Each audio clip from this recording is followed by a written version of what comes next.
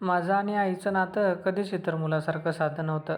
लोक म्हणतात आई ही मायेची सावली असते, पण माझ्यासाठी ती एक असं कोडं होतं जे सोडवताना मी स्वतःलाच हरवून बसलो होतो. आमचं घर शहराच्या कोलाहलापासून थोडं दूर एका जुन्या पद्धतीच्या वाड्यात होतं. बाबांच्या निधनानंतर आई पूर्णपणे शांत झाली होती. ती दिसायला अत्यंत देखणी, पण तिच्या डोळ्यात एक प्रकारची रिकामी पोकळी होती. मी तरुण होतो, रक्तामध्ये सहसता उत्साह होता, पण आईच्या त्या शांततेने मला नेहमीच अस्वस्थ केलं. एके दिवशी रात्री मी कामावरून उशिरा परतलो. हॉलमध्ये अंधार होता. फक्त आईच्या खोलीतून एक मंद उजेड येत होता. मी जवळ गेलो आणि जे पाहिलं त्याने माझ्या पायाखालची जमीनच सरकली. आई आरशासमोर बसली होती, पण ती स्वतःशीच बोलत होती.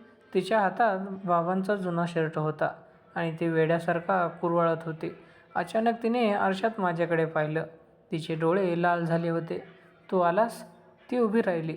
तिच्या चालण्यात एक वेगळीच लय होती, जी एका आईच्या वागण्यात सहसा नसते. ती माझ्या अगदी जवळ आली, इतकी जवळ की मला तिच्या श्वासांचा सुगंध येत होता. "आई, तू ठीक तर आहेस का?" मी विचारलं. तिने माझा हात धरला. तिचा स्पर्श थंड होता, पण त्यात एक अनामिक ओढ होती. "लोक काय म्हणतील याचा विचार सोडून देशील का रे आज?"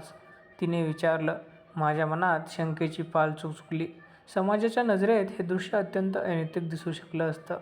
एक तरुण मुलगा आणि त्याची सुंदर तरुण विधवा आई, रात्रीच्या एकांतात इतक्या जवळ.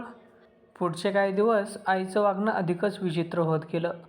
ती माझ्यासाठी नटायची. मला आवडणारे पदार्थ बनवून ती स्वतःच्या हाताने मला भरवू लागली. कधीकधी ती माझ्या खांद्यावर डोकं ठेवून तासनतास बसून राहायची. आमच्या शेजारच्या काकू एकदा अचानक घरी आल्या आणि त्यांनी आम्हाला तशा अवस्थेत पाहिलं. त्यांच्या नजरेतील ती घृणा मी स्पष्ट वाचू शकत होतो. "हे काय चाललंय तुमचं?" त्यांनी विचारलं नाही, पण त्यांच्या डोळ्यांनी तो प्रश्न डागला होता. मला अपराधी वाटू लागलं, पण आईच्या चेहऱ्यावर एक वेगळं समाधान होतं. ती मला म्हणाली, "लोकांना वाटू दे जे वाटायचे ते. तुला माहिती आहे ना आपण काय करतोय?" मला माहीत होतं, कदाचित नाही, कारण मीही त्या मोहात अडकत चाललो होतो. आईच्या त्या मायेत की तिच्या त्या वेगळ्या रूपात. मी स्वतःलाच विचारू लागलो, मी नक्की कोण आहे? तिचा मुलगा की तिची ढाल की आणखी काही? आईच्या वागण्यातला बदल आता केवळ घरापुरता मर्यादित राहिला नव्हता. सोसायटीच्या बागेत किंवा मंदिरात गेल्यावरही ती माझ्या हाताला घट्ट धरून असायची. लोक आमच्याकडे बघून कुजबूज करायचे. तरुण मुलगा आणि आईचं इतकं जवळ असणं अनेकांना खुपत होतं, पण आईला कशाचं भान नसायचं. एके दिवशी रात्री मी माझ्या खोलीत लॅपटॉपवर काम करत होतो. अचानक आई दरवाजा न वाजवताच आत आली. तिने छान पैठणी नेसली होती, केसात गजरा माळला होता. ती माझ्या शेजारी वेडीवर येऊन बसली. "आज खूप उशीर झालाय ना तुला? चल झोप आता, मी तुझं डोकं दाबून देते," ती म्हणाली. तिचा आवाज इतका प्रेमळ होता की मी नाही म्हणू शकलो नाही. मी तिच्या मांडीवर डोकं ठेवून झोपलो. ती माझ्या केसात बोटं फिरवू लागली, पण अचानक तिचे शब्द बदलले. ती मला माझ्या नावाने हाक न मारता बाबांच्या नावाने हाक मारू लागली. "अहो ऐकलंत का? यावेळी आपण गावाला जाऊया." ती अगदी तरुणपणी बाबांशी जशी बोलायची तशी बोलू लागली. माझ्या अंगावर काटा आला. ती माझ्याकडे मुलगा म्हणून नाही तर तिचा दिवंगत जोडीदार म्हणून पाहत होती.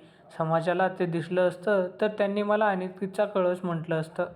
पण मला माहीत होतं, हे कोणतंही आकर्षण नव्हतं. हे एका तुटलेल्या मनाचं आक्रंदन होतं. दुसऱ्या दिवशी आमचे लांबचे नातेवाईक काका काकू घरी आले.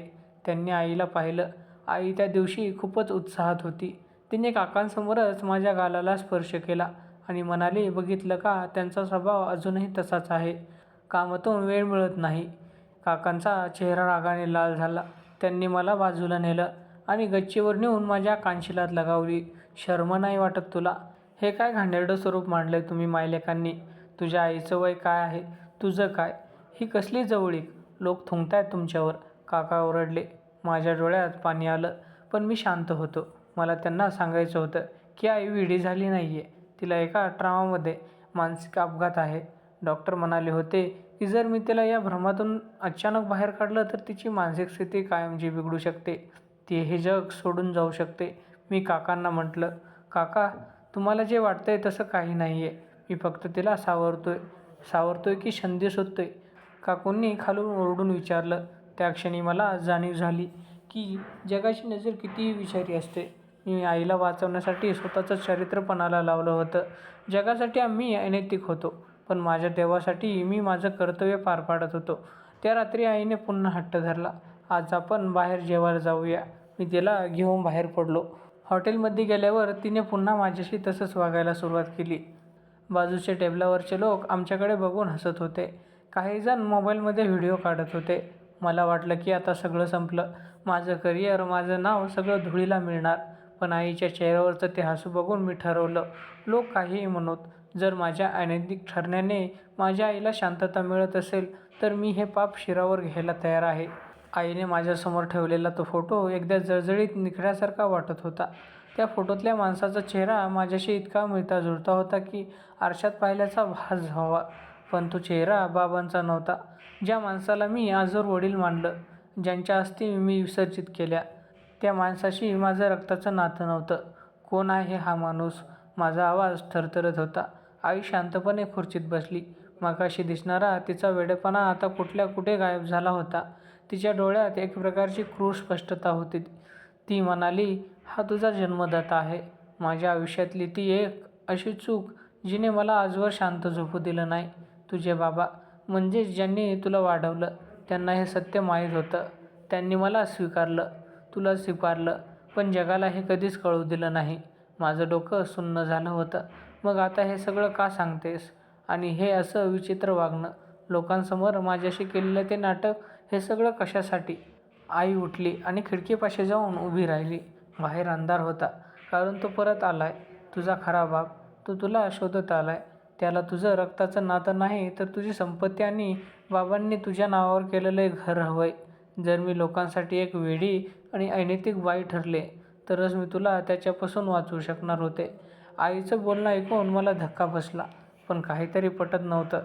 जर तिला मला वाचवायचं होतं तर तिने स्वतःची आणि माझी बदनामी का केली? आई, पण या अशा वागण्याने लोक माझ्यावर थुंकतायत. ऑफिस सुटलंय, मित्र तुटलेत, हे कसलं संरक्षण? मी ओरडलो. ती वळली. तिच्या डोळ्यात पाणी होतं. तुला माहिती आहे का, त्याने कोर्टात काय केस टाकली आहे? त्याने आरोप केला आहे की मी मानसिकदृष्ट्या सक्षम नाही आणि तू माझ्या संपत्तीचा गैरफायदा घेतोयस. त्याने तुला तुरुंगात पाठवण्याची तयारी केली होती. मी फक्त हे दाखवून देत होते की मी वेडी नाही आहे. तर मी एका अशा बंधनात आहोत जी जगाला अनैतिक वाटेल, पण कायद्याच्या चौकटीत तुला गुन्हेगार ठरवू शकणार नाही. जर मी तुझ्यावर अवलंबून आहे असं दिसलं असतं तर त्याने तुला माझ्यापासून तोडलं असतं. पण तिचं हे स्पष्टीकरण मला पूर्णपणे पटत नव्हतं. तिच्या डोळ्यात एक लबाडी चमकत होती. त्या रात्री मला झोप लागली नाही. मी गुपचूप आईच्या खोलीबाहेर गेलो. आतून कुजबूज ऐकू येत होती. आई कोणाशी तरी लॅपटॉपवर व्हिडिओ कॉलवर बोलत होती. मी दाराच्या फटीतून पाहिलं. पलीकडे तोच माणूस होता जो फोटोत होता. सगळं योजनेनुसार चाललंय, आई हसून बोलत होती. तो मुलगा पूर्णपणे माझ्या काळात आहे. त्याला वाटतंय की मी त्याला वाचवते. जगाच्या नजरेत तो आता इतका बदनाम झालाय की तो कोणाकडेच मदत मागू शकणार नाही. एकदा त्याने या कागदपत्रावर सही केली की आपण कायमचे परदेशात निघून जाऊ. माझ्या काळजात चिर झालं. ज्या आईसाठी मी जगाच्या शिव्या खाल्ल्या, ज्या आईच्या वेडेपणाला सावरण्यासाठी मी माझं चारित्र्य धुळीला मिळवलं, ती आई प्रत्यक्षात माझ्या विनाशाचा सापळा रचत होती. ती अनैतिक दिसण्याचं नाटक करत होती. ती खरोखरच अनैतिक होती, पण तिचं अनैतिक असणं हे शारीरिक नव्हतं, तर ते एका आईच्या नात्याला काळिमा फासणारं होतं. तिने तिच्या प्रियकरासाठी स्वतःच्या मुलाचा बळी देण्याचं ठरवलं होतं. पण ती माझी आई होती. ज्या हाताने मला भरवलं त्याच हाताने ती माझी गळापेट करत होती. मला प्रश्न पडला, जर आईच राक्षसी झाली असेल तर मुलाने नैतिक राहून काय साध्य करायचे? मी ठरवलं, मी आता तिचं वेड मूल बनून राहणार नाही. मी आता तो अनैतिक मुलगा बनेन ज्याची भीती तिला वाटली पाहिजे. दुसऱ्या दिवशी सकाळी मी नाश्त्याच्या टेबलावर गेलो. आई नेहमीप्रमाणे माझ्याशी प्रेमाने वागण्याचा प्रयत्न करू लागली. तिने माझा हात हातात घेतला. मी तिचा हात झटकला नाही. उलट मी तो हात अधिक घट्ट धरला. इतका घट्ट की तिला वेदना झाल्या. आई, तू म्हणाली होतीस ना की आपण जगाचा विचार करायचा नाही. मी विचार केलाय. आपण दोघं या घरातून दूर जाऊया, कायमचे. पण त्याआधी तुला तुझ्या नावे असलेली सगळी संपत्ती माझ्या नावावर करावी लागेल, संरक्षणासाठी, नाही का? आईच्या चेहऱ्यावरचा रंग उडाला. तिच्या वेड्यापणाचा मुखवटा किंचित सरकला. पण बाळा, एवढी घाई काय आहे? घाई आहे आई, कारण तुझे पाहुणे आज रात्री येणार आहेत ना. त्यांना रिकाम्या हाताने परत पाठवायचे मला. मी तिच्या कानात शांतपणे म्हटलं. तिला समजलं होतं की तिचा खेळ आता अवघड झालाय. पण आता ती अडकली होती, कारण बाहेरच्या जगासाठी ती अक्षम होती आणि मी तिचा एकमेव सांभाळकर्ता. माझ्या शब्दांनी आईच्या चेहऱ्यावरचा तो मातृत्वाचा मुखवटा पार गळून पडला होता. तिच्या डोळ्यात आता प्रेम किंवा काळजी नव्हती, तर एक उंदरासारखी धडपड होती, जो स्वतःच लावलेल्या पिंजऱ्यात अडकलाय. तुला कसं कळलं? तिने कोरड्या आवाजात विचारलं. तिचा आवाज आता थरथरत नव्हता, त्यात एक धार होती. विश्वासाला तडा जातो तेव्हा आवाज होत नाही आई, पण त्याचे तुकडे मात्र पायात टोचतात. मी शांतपणे उत्तर दिलं, काल रात्रीचा तुझा व्हिडिओ कॉल, तुझ्या त्या प्रियकराशी चाललेलं ते कारस्थान. तू मला वाचवत नव्हतीस तर मला विकत होतीस. मुखवटे गळून पडले. त्याच वेळी दाराची बेल वाजली. आईच्या डोळ्यात एक चमक आली. तिला वाटलं तिचा तो माणूस मदतीला आलाय. तिने धावत जाऊन दरवाजा उघडला. समोर तोच माणूस उभा होता, माझा तथाकथित जन्मदाता. पण त्याच्या मागे पोलीस उभे होते. आईचा चेहरा पांढरा फटक पडला. हे हे काय आहे? मी पुढे आलो. आई, तू म्हणाली होतीस ना की तू जगासाठी वेडी ठरलीस तर मलाच वाचू शकशील. मी तुझा तोच विचार थोडा पुढे नेला. मी पोलिसांना तुझा तो व्हिडिओ कॉल रेकॉर्ड केलेला भाग आणि बाबांच्या नावावर असलेले संपत्तीचे गैरव्यवहार करण्याचे तुझे पुरावे दिले आहेत आणि तुझ्या या जोडीदारावर खंडणी आणि फसवणुकीचे गुन्हे आधीच दाखल आहेत. तो माणूस मागे सरकू लागला, पण पोलिसांनी त्याला झडप घालून पकडलं. त्याने आईकडे रागाने पाहिलं, जणू तिलाच या अपराधासाठी जबाबदार धरत होता. आई कोसळली. ती माझ्या पायापाशी आली. बाळा, मला माफ कर. मी भरकटले होते. तो माणूस मला धमकावत होता. मी मागे सरकलो. तिचे ते हात ज्यांनी मला लहानाचं मोठं केला. आता मला विषारी वाटत होतं. आई, तू शेवटपर्यंत नाटकच करतेस. तू मला अनैतिक ठरवलंस, जेणेकरून जगाने माझ्याकडे संशयाने पाहावं आणि तुझा रस्ता साफ व्हावा. पण तू हे विसरलीस की मी त्याच बाबांचा मुलगा आहे, ज्यांनी तुला जन्मभर सांभाळलं. रक्तानं नसेल, पण विचारांनं मी त्यांचाच वारस आहेस. मी पोलिसांना खून केला. घेऊन जा यांना. ज्या आईने नातं बाजारू केलं, तिला आता कायद्याच्या चौकटीत राहू दे. घर रिकामं झालं होतं. बाहेर पहाट होत होती. ज्या घराला मी माझं मानलं होतं, तिथल्या भिंती आता मला ओळखीच्या वाटत नव्हतं. मी कपाटातून बाबांचा एक जुना फोटो काढला. त्यांच्या डोळ्यात तीच शांतता होती जी मला नेहमी धीर द्यायची. मी ठरवलं, ही संपत्ती, हे घर, ज्याच्यासाठी आईने इतका खालचा स्तर गाठला होता, हे सगळं मी एका ट्रस्टला दान करणार.